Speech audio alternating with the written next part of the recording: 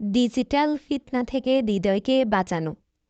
প্রতিদিন আমরা ফোন খুললেই অসংখ্য ভিডিও, গান, শর্টস, রিল, কিন্তু কখনো কি ভেবে দেখেছেন এদের মধ্যে কতটুকু আপনার হৃদয়কে পরিষ্কার করছে আর কতটুকু নোংরা করছে?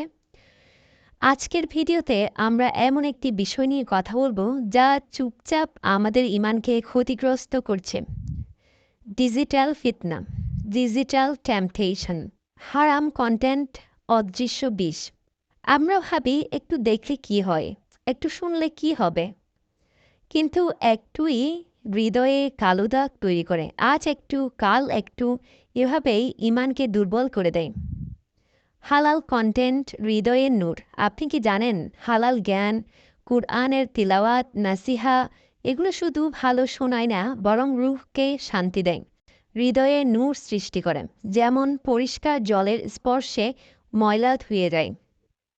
আল্লাহ সেই চোখকে ভালোবাসেন যে চোখ হারাম থেকে বেঁচে যায়। আপনি কল্পনা করুন, একটি স্ক্রল থামিয়ে দেওয়ার বিনিময়ে আল্লাহ আপনাকে জান্নাতের দরজা খুলে দিচ্ছেন। কি অসাধারণ এক লেনদেন! মাত্র ৩টি সহজ অভ্যাস। ফোন খুললে প্রথমে কুরআন অথবা ইসলামিক নাসিহা দেখুন, হারাম নয়। যে কন্টেন্ট ঈমান নষ্ট করে সেটি সঙ্গে সঙ্গে মিউট বা রিমুভ করুন।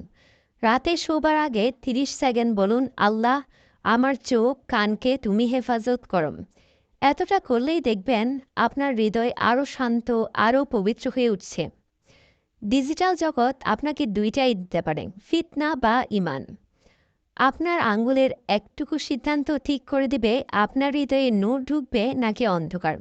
আজ একটি প্রতিজ্ঞা করুন, আমি যা দেখব তা আমার ঈমানকে শক্তিশালী করবে। আপনার এই সিদ্ধান্ত হয়তো আপনাকে আল্লাহর কাছে খুব প্রিয় বানিয়ে দেবে।